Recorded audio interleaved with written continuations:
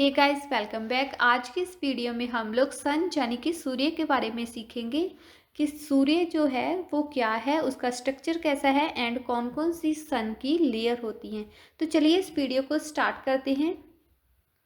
अब सबसे पहले है कि व्हाट इज़ द सन, यानी कि सन सूर्य क्या है। हमारा जो सोलर सिस्टम होता है उसके सेंटर में एक स्टार है जिसको हम लोग क्या बोलते हैं, सन। यानी कि हमारे सोलर सिस्टम, ये जो हमारा सोलर सिस्टम है इसके सेंटर में जो स्टार है इसको हम लोग सूर्य बोलते हैं। अब टोटल सोलर सिस्टम का जो मास होता है उसका अप्रॉक्सीमेटली क्या है, 98% मास किसका होता है, हमारे सन का होता है। अब सूर्य का जो जन्म है वो कब हुआ था, 4.5 बिलियन ईयर्स पहले। ठीक है, सूर्य की अगर हम लोग लाइफ देखें तो कितनी है, 4.5 बिलियन ईयर्स पहले इसका बर्थ हुआ था, इसका क्या हुआ था, सूर्य का जन्म हुआ था। अब सूर्य क्या करता है, बहुत ज़्यादा एनर्जी को क्रिएट करता है जो बहुत ज़्यादा इम्पोर्टेंट है। जैसे हम लोग पृथ्वी पे रहते हैं, धरती पे रहते हैं, तो सूर्य की लाइट की वजह से ही हमारी जो लाइफ है वो संभव है। अब अर्थ पे क्या है, अगर सन की लाइट नहीं होगी तो अर्थ पे किसी भी तरह की लाइफ जो है वो एग्जिस्ट नहीं करेगी। तो इसकी जो सूर्य की एनर्जी है वो कहाँ से आती है, ठीक है। सूर्य में क्या होता है, इसकी एनर्जी का जो मेन सोर्स है वो क्या है, conversion of hydrogen to the helium. अब सन में क्या होता है, हाइड्रोजन होती है जिसका कन्वर्जन होता है हीलियम में। यानी कि जब हाइड्रोजन हीलियम में कन्वर्ट होगी तो सूर्य में क्या होगी, एनर्जी क्रिएट होगी, और वही जो एनर्जी है, लाइट है, जब धरती पर पड़ती है तो वहाँ पे, ठीक है, जो लाइफ है वो एग्जिस्ट करती है। तो इस एनर्जी के कन्वर्सन को, यानी कि हाइड्रोजन से हीलियम के कन्वर्सन को हम लोग क्या बोलते हैं, न्यूक्लियर फ्यूजन। ठीक है, इस प्रोसेस को क्या बोला जाता है, न्यूक्लियर फ्यूजन। अब सूर्य में जो हाइड्रोजन है वो कितनी होती है, 73.4% सूर्य में क्या है, हाइड्रोजन है, एंड 25% जो है वो हीलियम पाई जाती है। तो कई बार एग्ज़ाम में पूछ लिया जाता है कि जो सन है इसका size as compare to earth कितना है, तो वो 109, सॉरी, कई बार गाइस पूछ लिया जाता है कि सूर्य का जो साइज़ है वो अर्थ से कितना बड़ा है, तो 109 टाइम बिगर है। ठीक है, 109 टाइम बड़ा है सूर्य एज़ कंपेयर टू अर्थ। यानी कि सूर्य के सामने जो हमारी अर्थ है बिल्कुल एक छोटा सा पॉइंट, एक छोटा सा डॉट के बराबर है। तो सूर्य का साइज़ जो है वो बहुत ज़्यादा बड़ा है।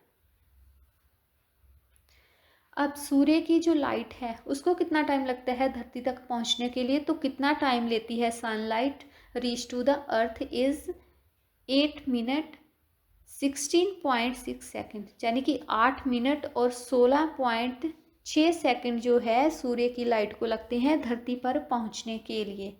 जो सन का डायामीटर है वो कितना है, 1.39 बिलियन किलोमीटर। ठीक है, सन का डायामीटर कितना है, 1.39 मिलियन किलोमीटर। जो डिस्टेंस है, distance from the sun to earth, वो भी कितना है, 149.6 मिलियन किलोमीटर। ठीक है, ये भी आप लोगों ने याद रखना है कि कितना उसका डिस्टेंस है। अब सन का बर्थ है वो कितने टाइम पहले हुआ था, 4.6 मिलियन ईयर एगो। एंड जो सन की लाइफ है, यानी कि वो कितने टाइम तक जीवित रहेगा, तो 10 बिलियन ईयर तक उसकी लाइफ है सन की।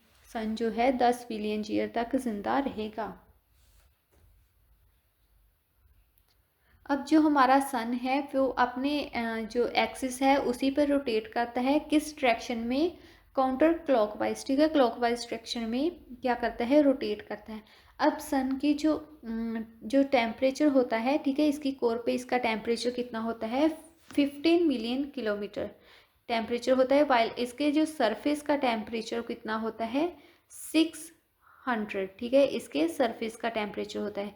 अब सन में क्या होता है, मैग्नेटिक फील्ड। ठीक है, जिसकी वजह से क्या होता है, अब सोलर सिस्टम में क्या है, बहुत सारे प्लैनेट होते हैं जो सन के इर्द गिर्द क्या होते हैं, घूमते रहते हैं। सूर्य के इर्द गिर्द क्या घूमते हैं, इसके प्लैनेट। तो वो किसकी वजह से पॉसिबल है, it's possible for the only magnetic field, ठीक है, मैग्नेटिक फील्ड के ही कारण, ठीक है, मैग्नेटिक फील्ड जो बहुत ज़्यादा स्ट्रॉन्ग होता है सन का, वो इनको प्लैनेट को अपनी ओर खींचता है, इसी वजह से वो इसके आले दुआले जो है वो घूमते रहते हैं।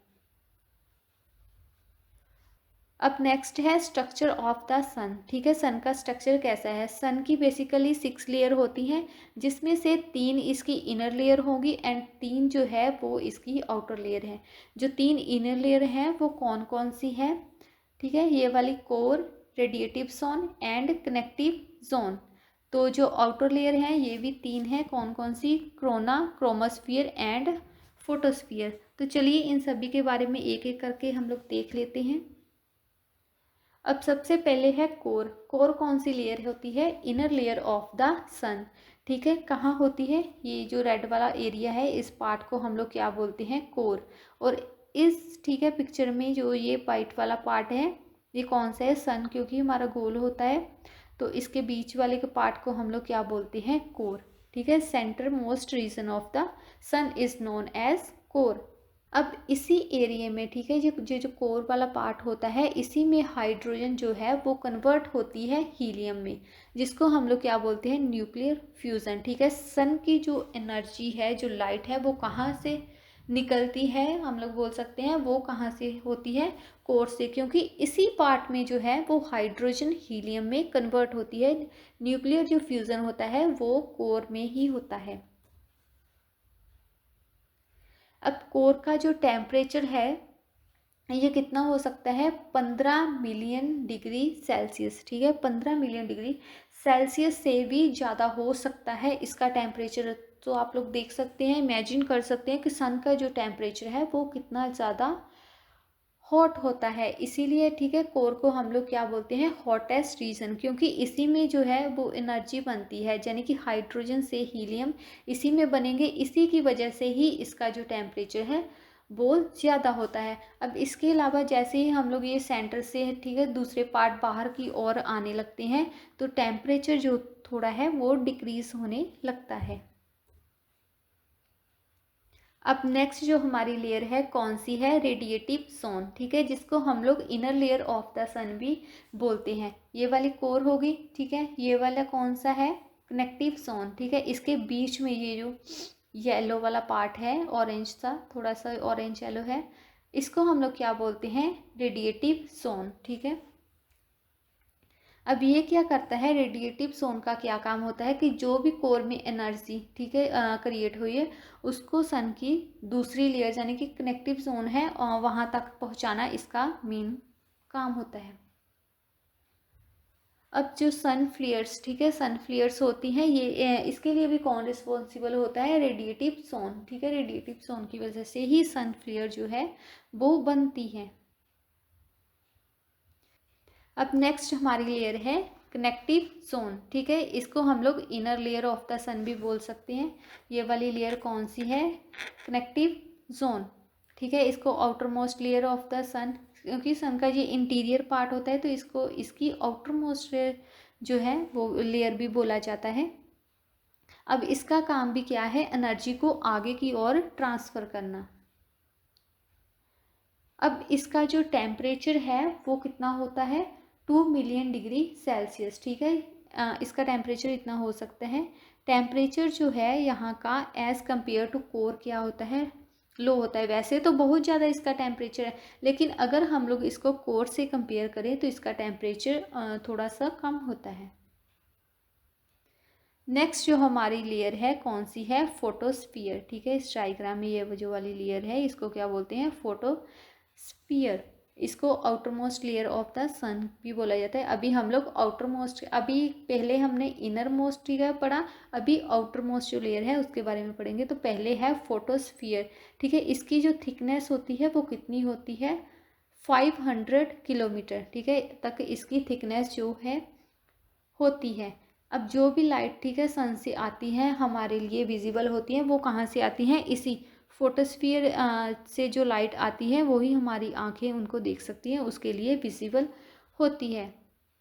अब इसका जो टेम्परेचर होता है वो कितना होता है, 5500 डिग्री सेल्सियस, ठीक है, इसका जो टेम्परेचर होता है एंड ये एज़ कम्पेयर टू कोर, ठीक है, हम लोग किससे कंपेयर कर रहे हैं, कोर के टेम्परेचर से कंपेयर करें तो इसका टेम्परेचर जो है वो थोड़ा सा क्या होता है, कूलेस्ट होता है, ठीक है, थोड़ा सा कूल होता है, थोड़ा ठंडा होता है। अब जैसे जैसे हमारी सन की है जो हाइट है वो इंक्रीज होती रहती है, तो टेम्परेचर क्या होता जाता है, घटता रहता है, थोड़ा ड्रॉप होने लगता है। तो जो सन स्पॉट होते हैं वो कौन सी लेयर में होते हैं, इसी फोटोस्फीयर, ठीक है, सन के ऊपर जो सन स्पॉट या फिर डार्क स्पॉट दिखाई देते हैं वो कौन सी लेयर में होते हैं, फोटोस्फीयर लेयर में। अब जो नेक्स्ट हमारी लेयर है कौन सी है, क्रोमोस्फियर, ठीक है, इसको हम लोग आउटर मोस्ट लेयर भी सन की बोलते हैं। अब जो क्रोमोस्फियर लेयर है, ठीक है, second layer of the sun atmosphere, इसकी सेकंड लेयर होती है, ठीक है, किस किस के बीच में क्रिएटेड होती है, ये वाला आउटर वाला पार्ट जो है इसको कोरोना बोलते हैं एंड फोटोस्फियर। तो इसके जो सेंटर में है ये जो रेड वाला पार्ट है, दिस इज रेड वाला पार्ट, ये जो रेड वाला पार्ट है इसको हम लोग क्रोमोस्फियर बोलते हैं। ठीक है, ये थोड़ी पतली थिन लेयर होती है प्लाज्मा से बनी हुई, ठीक है, इसका कलर जो है वो थोड़ा सा रेड होता है, किसी के कारण होता है हाइड्रोजन, ठीक है, सन में जो हाइड्रोजन होता है उसी की वजह से ये जो हमारी क्रोमोस्फियर लेयर है इसका जो कलर है वो रेड दिखाई देता है। अब जो हमारी क्रोमोस्फियर लेयर होती है इसका जो टेम्परेचर कितना होता है, 6700 डिग्री फ़ारेनहाइट, ठीक है, जैसे जैसे हाइट इंक्रीज होगी तो इसका टेम्परेचर भी जो है वो भी इंक्रीज होता रहता है। अब क्रोमोस्फियर जो लेयर है इसका मेन काम क्या है कि सन की जो इंटीरियर है, मतलब कोरोना से जो हाइट जो एनर्जी बनती है, ठीक है, कोरोना में जो एनर्जी बनती है उसको आउटर मोस्ट, उस एनर्जी को वहाँ से लेकर आउटर मोस्ट लेयर तक जो कोरोना है उस तक भेजना, ठीक है, इनर से एनर्जी प्राप्त करके सन का जो बाहर का एरिया होता है उस तक एनर्जी पहुँचाना, ये इसका काम होता है। बेसिकली ये क्या होती है, क्रोमोस्फियर लेयर को हम लोग वैसे तो नहीं देख सकते, लेकिन जैसे सूर्य ग्रहण होता है, सोलर एक्लिप्सिस एंड सूर्य ग्रहण के टाइम पे इसको स्पेशल इक्विपमेंट, ठीक है, उसकी वजह से देखा जा सकता है, जैसे कि टेलीस्कोप हो गया, टेलीस्कोप के ज़रिए हम लोग देख सकते हैं, जब सूर्य ग्रहण लगता है उस टाइम पे इस लेयर को देखा जा सकता है। नेक्स्ट जो हमारी लेयर है वो है कोरोना, जिसको outermost layer of the sun भी बोलते हैं, बाहर की, ठीक है, ये जो बाहर वाला पार्ट है इसको हम लोग क्या बोलते हैं, कोरोना। आउटर मोस्ट लेयर होती है क्रोमोस्फियर के ऊपर यानी कि आगे होती है। अब कोरोना क्या होती है, क्योंकि इसमें बहुत ज़्यादा एनर्जी होती है, लाइट होती है, तो ये हमारे लिए हिडन होती है, विजिबल नहीं होती, ठीक है, सन का जो सरफेस है उसको हम लोग नहीं देख सकते।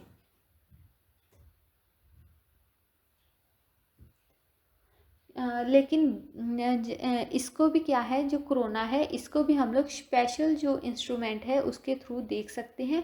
कब देख सकते हैं, जब होता है टोटल सोलर एक्लिप्सिस, जब पूर्ण सूर्य ग्रहण लगता है, पूरा सूर्य ग्रहण लगता है, उस टाइम पे हम लोग जो कोरोना है इस लेयर को हम लोग देख सकते हैं, ठीक है, जैसे टेलीस्कोप हो गया उसकी वजह से हम लोग देख सकते हैं। अब कोरोना जो है वो बहुत ज़्यादा हॉटर होती है, बहुत ज़्यादा गर्म होती है, तो इसका जो टेम्परेचर है 1 मिलियन डिग्री सेल्सियस तक हो सकता है, इसकी वजह से ये क्या होती है, बहुत ज़्यादा हॉटेस्ट लेयर होती है। अब नेक्स्ट है प्लेज, ठीक है, प्लेज क्या होते हैं, अब जो ब्राइट से स्पॉट है, ठीक है, ये वाइट कलर के जो स्पॉट दिख रहे हैं इनको हम लोग क्या बोलते हैं, सूर्य के सरफेस पर, ठीक है, सूर्य के ऊपर जो वाइट वाइट से धब्बे दिख रहे हैं इनको हम लोग बोलते हैं प्लेज, ठीक है, ये कौन सी लेयर पे दिखते हैं, क्रोमोस्फियर लेयर है उसी पे दिखाई देते हैं। इसका जो मैग्नेटिक फील्ड होता है वो बहुत ज़्यादा क्या होता है, स्ट्रॉन्ग होता है। अब ये कहाँ होंगे, सनस्पॉट जो होते हैं, सनस्पॉट होते हैं ब्लैक ब्लैक से धब्बे, उनके पास ही, ठीक है, बनते हैं, इसको प्लेज बोलते हैं। अब इसको हम लोग देख सकते हैं कि जब अल्ट्रा वायलेट एंड एक्सरे वगैरह किया जाता है उसमें इसका जो कलर है वो ब्राइट दिखता है, ठीक है, वाइट वाइट सा दिखता है। नेक्स्ट है सन स्पॉट, जिनको हम लोग क्या बोलते हैं, डार्क स्पॉट भी बोल सकते हैं, ठीक है। अब ये सूर्य है, तो सूर्य पे ये जो काले काले से धब्बे हैं, इनको हम लोग क्या बोलते हैं, डार्क स्पॉट, या फिर इनको बोल सकते हैं सन स्पॉट। ये एक तरह का टेम्परेरी, ठीक है, डार्क एरिया होता है जो एज़ कम्पेयर टू सन, ठीक है। सूर्य में तो बहुत ज़्यादा हाइट है, हीट होती है, तो उसकी वजह से क्या है, सूर्य में ज़्यादा हीट होगी तो वो ज़्यादा गर्म होगा। तो ये वाला जो ब्लैक वाला एरिया है, ये एज़ कम्पेयर टू थोड़ा सा कूल होता है, थोड़ा ठंडा होता है। अब कौन सी लेयर पे, ठीक है, दिखाई देते हैं, फोटोस्फियर। फोटोस्फियर लेयर पे हम लोग देख सकते हैं सन स्पॉट, ठीक है। इसकी जो ब्राइट शेप और इसकी फॉर्म है वो अलग अलग हो सकती हैं। अब जैसे मैंने पहले ही बताया कि सनस्पॉट जो होते हैं वो कूलर होते हैं अदर पार्ट ऑफ द सन से, ठीक है। बाकी का जो एरिया होता है वो बहुत ज़्यादा हॉट होता है, लेकिन ये थोड़े से कूलर, बस इसका मतलब ये नहीं है कि ये बहुत ज़्यादा ठंडे होते हैं, ठीक है। फिर भी अगर हॉट नहीं है, फिर भी इसका जो टेम्परेचर है 6500 डिग्री फ़ारेनहाइट। तो फिर भी इसका टेम्परेचर अगर ऐसा हम लोग अर्थ से कंपेयर करें तो इनका टेम्परेचर बहुत ज़्यादा होता है। अब जो सनस्पॉट होते हैं, इनका जो मैग्नेटिक फील्ड होता है, अगर हम लोग अर्थ के मैग्नेटिक फील्ड से कंपेयर करें तो वो बहुत ज़्यादा स्ट्रॉन्गर होता है। कितना होता है, 2500 टाइमर स्ट्रॉन्गर दैन द, यानी कि 2500 timer stronger than the earth magnetic field. तो इनका मैग्नेटिक फील्ड इतना ज़्यादा होता है, ठीक है। इनके स्ट्रॉन्ग जो मैग्नेटिक फील्ड की वजह से ही ये जो एनर्जी आती है, ठीक है, सूर्य के कोर से जो एनर्जी आती है वो इस एनर्जी को क्या कर देते हैं, ब्लॉक कर देते हैं, जिसकी वजह से इसका टेम्परेचर जो है वो लो हो जाता है, क्योंकि एनर्जी बाहर निकल नहीं पाती। तो वो एरिया हमको क्या दिखता है, थोड़ा सा डार्क दिखता है। तो इसी चीज़ को हम लोग क्या बोलते हैं, सन स्पॉट, या फिर इसको बोलते हैं डार्क स्पॉट। अब जो इसका, ठीक है, लाइफ टाइम होता है सनस्पॉट का, ये कुछ ही टाइम के लिए मतलब होते हैं, जो कुछ दिनों के लिए विजिबल होते हैं या फिर कुछ मंथ के लिए विजिबल हो सकते हैं, ठीक है। जो सोलर साइकिल होता है, ये कितने टाइम में कंप्लीट होता है, 11 साल में, ठीक है। हर 11 साल में जो एक सोलर साइकिल है वो कंप्लीट होता है। अब इसी सोलर साइकिल में, ठीक है, ये जो सनस्पॉट हैं ये बढ़ सकते हैं, कम भी हो सकते हैं, लेकिन कब होंगे, एवरी 11 ईयर्स, ठीक है। जैसे ही सोलर सर्कल कंप्लीट होगा तो उसके बाद जो सनस्पॉट हैं ये बढ़ भी सकते हैं और कम भी हो सकते हैं। अब जो सनस्पॉट होता है, इसके बेसिकली मेन दो स्ट्रक्चर होते हैं, कौन सा, central umbra and surrounding penumbra. अब जो अम्ब्रा होता है, ये जो पिक्चर है, ठीक है, ये वाला पार्ट, डार्क वाला पार्ट क्या है, अम्ब्रा। एंड जो इसके जो बाहर वाला है थोड़ा सा कम ब्लैक है, ठीक है, इतना ब्लैक नहीं है, इसको पिनुम्ब्रा बोलते हैं। इसका मैग्नेटिक फील्ड जो होता है अम्ब्रा का, इसका मैग्नेटिक फील्ड बहुत ज़्यादा होता है, ठीक है। पेनम्ब्रा जो होता है ये लाइट रीजन होता है, तो अम्ब्रा के जो है थोड़ा सा बाहरी होता है, तो ये इतना ब्लैक नहीं होता जितना अम्ब्रा होता है। अब जैसे कि हमारा सूर्य है बहुत ज़्यादा एनर्जी या फिर हीट क्रिएट करता है, ठीक है। जो डार्क स्पॉट होते हैं, सन स्पॉट होते हैं, इसमें क्या होता है, बहुत ज़्यादा मैग्नेटिक फील्ड होने की वजह से एनर्जी जो है वो अंदर ही अंदर ब्लॉक हो जाती है, बाहर नहीं निकल सकती। तो इसी की वजह से ये हमें ब्लैक डॉट जो है दिखाई देता है। अब क्योंकि ये ब्लैक हो गया, एनर्जी इसमें हो गई, ब्लॉक हो गई, आगे नहीं निकल सकती, तो ये एरिया क्या है, as compare to other area क्या होता है, बहुत ठंडा होता है, मतलब इसी की वजह से, ठीक है। इसका जो क्लाइमेट, इसका इफ़ेक्ट जो है धरती पर भी पड़ता है, क्योंकि एनर्जी ब्लॉक हो गई तो ज़्यादा एनर्जी पहुँचेगी नहीं, तो उसकी वजह से उसके क्लाइमेट पर इफ़ेक्ट डालता है।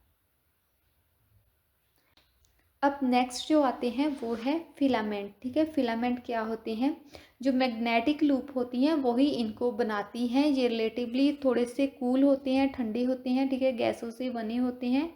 कहाँ होते हैं, सन के सरफेस के ऊपर, ठीक है, पाए जाते हैं। अब फिलामेंट क्या होते हैं, ये थोड़े डार्क कलर के होते हैं, ठीक है। अब रेड लाइट में, ठीक है, रेड लाइट किसकी वजह से बनती है, अब सूर्य में जो हाइड्रोजन होती है उसी की वजह से वो सन जो है थोड़ा सा रेड दिखाई देता है। तो इसी रेड लाइट में हम लोग क्या देख सकते हैं, इन फिलामेंट को देख सकते हैं। जैसे ये रेड पार्ट हो गया सन का, और इसमें ये छोटी छोटी जो लाइन है ये क्या है, फिलामेंट। अब ये थोड़े से क्या होते हैं, कूलर ठंडे होते हैं, क्लाउड ऑफ द मटेरियल, ठीक है, होते हैं।